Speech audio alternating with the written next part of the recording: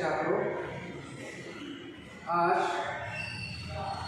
हम फणीश्वरनाथ रेणु द्वारा लिखित ठेस इस कहानी को देखेंगे। फणीश्वरनाथ रेणु जी का परिचय जब हम देखते हैं कि मूलतः आंचलिक कथाकार है। आंचलिक का मतलब होता है ग्रामीण जीवन से जुड़ा हुआ। उन्होंने जितना कुछ साहित्य उनका है, उन्होंने लिखा हुआ है, उसमें अधिकतर ग्रामीण घटनाओं से, ग्रामीण पात्रों से उनकी कहानियां जुड़ी हुई है। देहाती लोगों का, गांव के लोगों का जीवन, उनके जीवन की समस्या, उनके जीवन के आनंद के क्षण, तो पूरा जीवन और अलग अलग तरह के पात्र, क्योंकि हमें पता है हमारा देश कृषि प्रधान देश है और हमारा इस देश में अधिकतर लोग गांव में रहते हैं और गांव का जीवन शहर की जीवन से बहुत अलग है। और इस कारण से लेखक ने खुद इस जीवन को जिया है, उसका अनुभव किया है। लेखक बहुत समय तक अपने जीवन का हिस्सा देहातों में उन्होंने रहकर उस परिस्थिति को खुद अनुभव किया है और ऐसे अनगिनत उनके कहानी की घटनाएं, ऐसे अनगिनत पात्र ऐसे जो कि गाँव से जुड़े हैं, गाँव में रहते हैं। तो इस कहानी में भी अगर हम देखते हैं तो जो पात्र उन्होंने अभिव्यक्त किया है, तो उस पात्र के माध्यम से उन्होंने ग्रामीण जीवन के लोगों का जीवन पद्धति उसको अभिव्यक्त तो किया ही है, लेकिन इसके साथ साथ उन्होंने कुछ समस्याओं के बारे में भी यहाँ पर अभिव्यक्ति दी है। शीर्चन नाम का एक ऐसा पात्र जो गांव में रहता है, वो एक माहिर कलाकार और अपनी कलाकारी में वो बहुत ही उच्च कोटि का कलाकार है, बहुत अधिक प्रवीण है, कुशल है और ऐसे काम करता है जिसका बहुत अधिक उसकी तारीफ उसको मिल भी जाती है।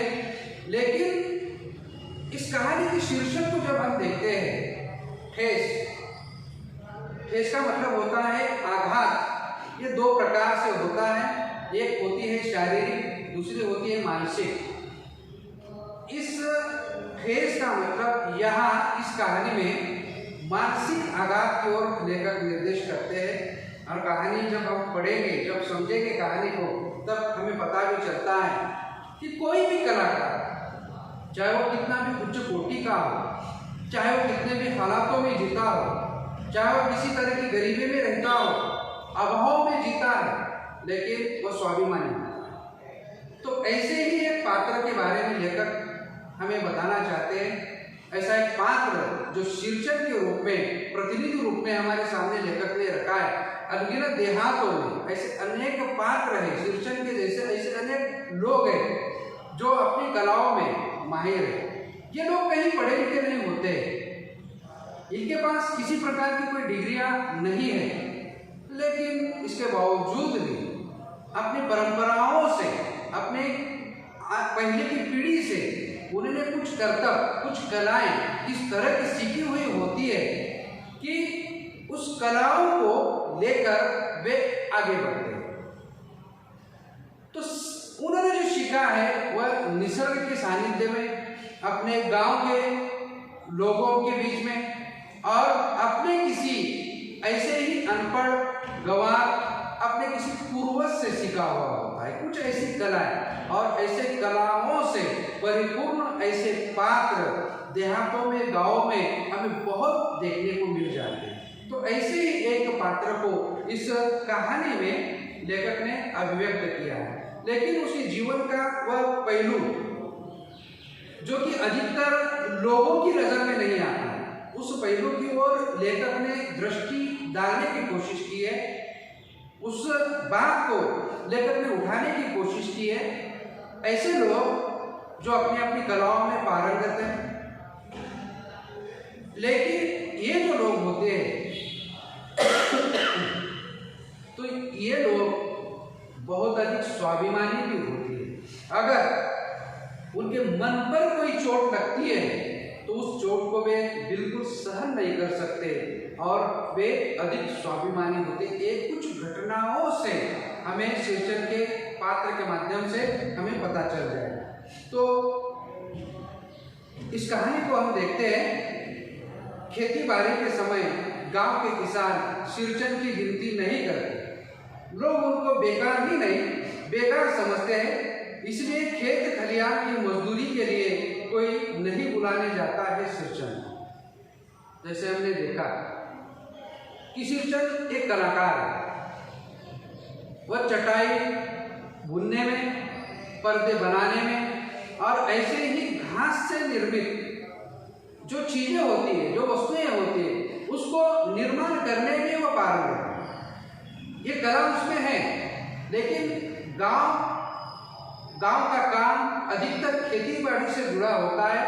खेत खलियान में जब कोई काम होता है और जो खेतों के मालिक है, जब वे अपने खेतों की कटाई हो, बुआई हो, ये जो काम होते हैं, इन कामों के लिए जब गांव के कोई मजदूर लगाते हैं तो उस समय कोई भी किसान सिरचन के पास नहीं जाता, क्योंकि सिरचन एक कलाओं में पारंगत है, उसकी एक विशेषता है। लेकिन जहां खेती बाड़ी का काम होता है तो सिरचन कोई काम नहीं कर पाता है या कर नहीं सकता है। उस काम के प्रति उसका जो आस्था है वो बिल्कुल ही कम है। उस तरह से जो वह कारीगरी कर पाता है, जो गुण उसमें है, चटाई बुनने में जिस तरह से वह तल्लीनता के साथ काम करता है, उस तरह से वह खेती बाड़ी का काम नहीं कर सकता है। और यही एक कारण है कि गांव के बड़े किसान जब अपने खेतों में मजदूर लगाते हैं तब सिरचन को कोई नहीं बुलाता, क्योंकि गांव के लोग समझते हैं कि वह बेगार ही नहीं। बेगार मतलब मजदूरी और बेगारी में एक अंतर होता है। मजदूरी मतलब कुछ पैसे देकर, मजदूरी देकर खेतों में काम करवाना। बेगारी मतलब कुछ खाने के लिए देकर काम करवाना। लेकिन लोग दोनों ही तरह से सिरचन को खेती बाड़ी के काम का समझते नहीं। और क्या होगा, उसको बुलाकर दूसरे मजदूर खेत पहुंचकर जब 1/3 काम कर चुकेंगे तब कहीं सिर चल रहा है, हाथ में खुरपी डुलाता हुआ दिखाई पड़ेगा। पगडंडी पर तौल कर पांव रखता हुआ धीरे धीरे मुफ्त की मजदूरी देनी हो तो और, क्योंकि उसकी विशेषता है कि वह कलाकार है, वह खेतीबाड़ी का काम नहीं कर सकता। और यही कारण है कि लोग उसको बुलाते नहीं। और किसी किसान ने अगर उसको बुलाया तो वह सही समय पर पहुंचता नहीं। बाकी मजदूर आधा काम कर चुके होंगे तब धीरे धीरे अपने कदमों को रखता हुआ, अपने आप को संभालता हुआ पगडंडी पर, क्योंकि खेतों में जो रास्ते होते हैं वे पगडंडी से पांव चलने के कारण बने हुए होते हैं, बड़े रास्ते नहीं होते। तो हाथ में खुरपी एक ऐसा औजार है जो धानों के बीच का घास जो निकाल देता है, एक ऐसा किसानों का औजार है। तो फिर यह खुरपी डुला हाथ में लेता हुआ और धीरे धीरे वह खेतों में दिखाई देता है। मतलब यही ऐसे कुछ गुण है उसके, जिसके कारण गांव के लोग उसको खेतों के काम के लिए, खेती में जो भी काम है उसके लिए उसको योग्य समझते नहीं या कोई बुलाता ही नहीं। मुफ्त में मजदूरी देनी हो तो और बात। आज सिरचन को मुफ्तखोर, कामचोर या चटोर कहले कोई। एक समय था जब उसकी मड़ैया के पास बाबू लोगों की सवारियां बंधी रही थी। उसकी भी अपनी विशेषता है।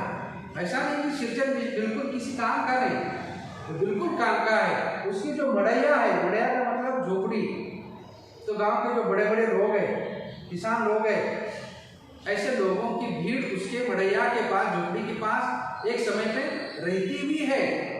जहां खेती बाड़ी का काम है तो लोग उसको बिल्कुल किसी काम का नहीं समझते। लेकिन जहां कोई चटाई बुननी हो या कोई पर्दा बनाना हो खिड़की का, या इस तरह के कोई काम करवाने हो, तो उसके जैसा कारीगर कोई और दूसरा नहीं है। और तब ये गांव के बड़े बड़े लोग उसके झोपड़ी के पास मंडराते हुए दिखाई देते। उसका अपना इस काम के लिए एक मूल्य है, उसका अपना एक महत्व है। उसे लोग पूछते ही नहीं थे, उसकी खुशामद भी करते थे। मतलब लोग उसको बोलते ही नहीं थे कि मेरे घर आकर ये काम करो, ऐसा ही नहीं, बल्कि लोग उसकी तारीफ भी करते थे, उसकी खुशामद भी करते थे। अरे शिरचन भाई, अब तो तुम्हारे ही हाथ में यह कारीगरी रह गई है। सारे इलाके में एक दिन का समय निकाल कर चलो, बड़े भैया की चिट्ठी आई है शहर से, शिरचन से एक जोड़ा चीक बनवा कर भेज। तो ये लोग जाकर शिरचन को कहते थे, उसकी तारीफ करते थे, क्योंकि शिरचन के स्वभाव को हम धीरे धीरे जानने की कोशिश करेंगे तो हमें पता चलेगा। उसकी 3 बातें लेखक ने बताई है। एक बात है मुफ्तखोर, लोग उसको कहते हैं फोकट में खाने वाला। दूसरी बात है चटोर, कामचोर, काम ठीक से नहीं करता है, लेकिन वो एक काम को छोड़कर, वो एक कारीगरी है, ये जो उसके अंदर एक कला है, उस कला को छोड़कर बाकी कोई भी काम वो ठीक से नहीं कर पाता। एक ही ऐसा काम है, और वह काम कौन सा है कि वह पर्दे बनाता है, वो चटाई बनाता है, और जैसे बनाता है उसके जैसा कोई नहीं बना। और ये बात गाँव के लोग भली भांति जानते हैं। और इसी कारण उसकी तीसरी एक विशेषता है, और इस कहानी की दृष्टि से वो बहुत महत्वपूर्ण है। वो बात है चटोर। चटोर का मतलब है खाने का लालची, लेकिन बढ़िया खाने का लालची। और ये उसकी एक 3 गुण है कि वो मुफ्तखोर है, अधिक काम करना नहीं चाहता, वो चटोर है, और एक तरह से कामचोर भी है। काम करना नहीं चाहता, फोकट में खाना चाहता है, और वो बढ़िया खाना चाहता है। तो ये उसकी ये विशेषताएं, ये उसके अपने गुण है। तो लोग उसकी खुशामद करते हैं और कहते हैं कि किसी उसी गांव का कोई व्यक्ति शहर में रहता है, बड़े ओहदे पर है, बड़े पद पर है, उसने अपना बंगला बनाया, लेकिन उसके घर में चटाई शिरचन के हाथों द्वारा बनाई होनी चाहिए। उन बड़े बड़े बंगलों में जो खिड़कियां हैं, उस खिड़कियों में जो पर्दे, चीक का मतलब पर्दा, ये जो पर्दे हैं, ये पर्दे शिरचन के द्वारा बनाए हुए चाहिए। और ये बात पत्र के माध्यम से वे अपने गांव में रहने वाले भाइयों से करते, और ये भाई जो बड़े बड़े किसान हैं, अमीर किसान हैं गांव के, ये शिरचन के पास आकर उसकी खुशामद करते, तारीफ करते कि अब बड़े भैया ने पत्र में भेजा है, मांग की है, तो आपको हमारा काम करना होगा, हमारे घर आकर ये काम करना होगा। घास से वो इस तरह की चटाई या चीक मतलब पर्दे बनवाता। मुझे याद है, अब कहानी का पद्धति को आप देखिए, मुझे याद है आत्मकथनात्मक शैली में ये कहानी लिखी गई, लेखक खुद हमें ये बता रहे, लेकिन उनके अपना अनुभव, लेखक का इस कहानी में अपना अनुभव, इसके बावजूद भी लेखक खुद इस कहानी के मुख्य पात्र नहीं है, बल्कि हमारी कहानी का मुख्य पात्र वह कलाकार, वह शिरचन है। तो देखिए, मुझे याद है मेरी माँ जब कभी शिरचन को बुलाने के लिए कहती, मैं पहले ही पूछ लेता वो क्या क्या बनेगा, क्योंकि वो का मतलब है खाना, बढ़िया सा। तो जैसी माँ मुझे कहती, जब लेकर छोटे थे, माँ कहती कि जा शिरचन को मेरा संदेश आ गया, उसको बुला कर ला। तो मैं पहले माँ से पूछता कि वो क्या बनेगा, क्योंकि लेखक को भी पता है कि शिरचन को बुलाना मतलब घर में कुछ बढ़िया सा खाना बनाना पड़ेगा, क्योंकि शिरचन से अगर कोई बढ़िया सा खाना निकालना है तो उसको बढ़िया सा खाना खिलाना आवश्यक है। ये बात लेखक को पता है, इसलिए लेखक पहले से अपने माँ से पूछ लेते कि वो क्या लगेगा। माँ हंसकर कहती, जा जा बेचारा मेरे काम में पूजा भोग की बात नहीं उठाता कभी। पड़ोसी गांव के पंचानन चौधरी के छोटे लड़के को एक बार मेरे सामने बेपानी मतलब अपमानित कर दिया था शिरचन ने। तुम्हारी भाभी नाखून से काटकर तरकारी परोसती है और इमली का रस डालकर कढ़ी तो हम मामूली लोगों की घरवालियां बनाती है। तुम्हारी भाभी ने कहाँ से बनाना सीखी? घटना को समझिए। शिरचन के एक एक गुणों को लेकर अभिव्यक्त करता जा रहा है। 3 गुण जो हमने देखे वह मुक्तकोर है, कामचोर है, चटोर है, ठीक है। इसके बाद उसकी और एक विशेषता है कि वो मुंहफट भी है, उसके मन में जो कुछ आता है तो वह एकदम किसी के भी मुंह पर बोल देता है। पड़ोसी गांव जहां लेखक वहां के अपने मित्र के घर गए थे, पंचानन चौधरी एक बड़ा व्यक्ति है उस गांव का, उस लेखक के गांव के पड़ोसी, लेकिन लेखक अपने मित्र के घर गए और वहां सिरचन काम के लिए आया था।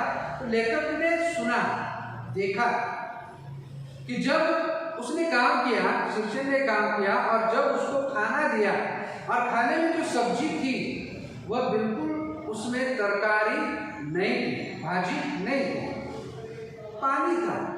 तो उसको गुस्सा आया क्योंकि वह चटोर है, अच्छा खाना उसको चाहिए। तो उसने उस घर की बहू को उसके मुख पर ही, सामने ही ये बात कह दिया कि नाखून से काट कर तरकारी, मतलब बहुत कम तरकारी उस सब्जी में थी, अधिकतर इमली का पानी था। तो ऐसी सब्जी बनाना ये गरीबों की कला है। गरीबों की कला क्यों है? क्योंकि उनके घर में अधिकतर ये चीजें नहीं होती, मसाले नहीं होते, तरकारी नहीं होती, अधिकतर तेल या इस तरह के पदार्थ कम होते हैं। तो कम तेल डालकर, कम मसाले डालकर खाना बनाना गरीबों की महारत है। ये लोग बनाते हैं, मतलब वो कह रहा है सिरचन कर, हम बनाते हैं, लेकिन आपके पास तो बहुत कुछ है, आप तो अमीर है, आपके घर में तो सारी चीजें पड़ी है, फिर भी ये तरकारी जो गरीबों की तरह आपने बनाई है, ये कड़ी आपने कैसे बनाई, आपने कहाँ सीखी? इसका मतलब दूसरा ऐसा भी होता है, आप बहू बनकर तो बड़े घर में आई हो, लेकिन क्या आप गरीब घर की हो? ये कहाँ सीखा आपने? तो इस तरह से यहाँ पर उसने उसको बेपानी कर दिया या अपमानित कर दिया। इसलिए सिरचन को बुलाने से पहले मैं माँ से पूछ लेता। सिरचन को देखते ही माँ पुलस्कर कहती, पुलस्कर मतलब बहुत अधिक उत्साहित होकर, क्योंकि सिरचन को संदेशा दिया और सिरचन आया ऐसा बहुत कम बार होता है, क्योंकि वो एक स्वाभिमानी कलाकार है, हर किसी के घर में जाता नहीं। ऐसे ही कुछ लोगों के घर में, क्योंकि माँ को पता है लेखक की कि जब भी लेखक की माँ सिरचन को कोई संदेशा देती है काम की वजह से, तो सिरचन माँ का आदेश, माँ का संदेशा पाते ही तुरंत दाखिल होता, तुरंत आता। और जैसे ही वो आता, अब ये कहानी भूतकाल की है जो कि बता रहे लेखक, हमें स्वयं बता रहे, जैसे ही वो आता तो माँ को उसको देखकर बहुत अधिक आनंद हो जाता। माँ पुलस्कर कहती, आनंद भरे स्वर में कहती, आओ सिरचन, आज नेनू मत रही थी तो तुम्हारी याद आई, घी की खबरों के साथ चूड़ा तुमको बहुत पसंद है ना, और बड़ी बेटी ने ससुराल से संवाद भेजा है, उसकी ननद रूठी हुई है मोती की शीतल पाटी के लिए। मोती एक घास है, शीतल पाटी चटाई को कहा है। 2 शब्दों का आपको याद रखना है, एक है छीक, छीक का मतलब है खिड़की का पर्दा, खिड़की पर जो पर्दे लगाते थे ये घास से बने हुए, उसको चीक कहा है। और शीतल पाटी का मतलब है चटाई, जो घास से बनी। मोती मतलब एक घास का प्रकार है, घास की जाति। तो जैसे ही देखती, ये कहानी भूतकाल में याद रखिए जो इससे पहले घटित हो चुकी है, अब वर्तमान की घटना हमें आगे देखनी है। उसको देखते ही माँ को आनंद हो जाता और कहती, बड़ी बेटी, लेखक की बड़ी बात, बड़ी बेटी की ननद ने कहा है उसको शीतल पाटी चाहिए, उसने संदेशा भेजा है और मुझे अपनी बेटी के घर एक अच्छी सी शीतल पाटी मतलब चटाई को भेजना है। अब तुम आए हो तो एक बढ़िया सी शीतल पाटी बना दो। अब उसको लालच किसका दिया? माँ को पता है कि वो खाने का लालची है, और माँ ने कहा नेनू मत रहा था। गाँव में जो होते किसानों के घरों में बहुत अधिक गाय भैंस होते हैं, तो नेनू मतना मतलब यहाँ पर दही से घी बनाना, और दही से मक्खन, मक्खन से फिर उसके बाद घी, और उसका ताजा घी और ताजे घी के लड्डू बना रहे हो। और ये लालच माने उसको दिखाया, सिरचन को दिखाया, ताकि खाना उसको बढ़िया मिले और जो काम करेगा, जो शीतल पाटी बनाएगा, वह भी उच्च कोटि की हो, अच्छे दर्जे की हो। इस तरह से उन्होंने ये बात कही।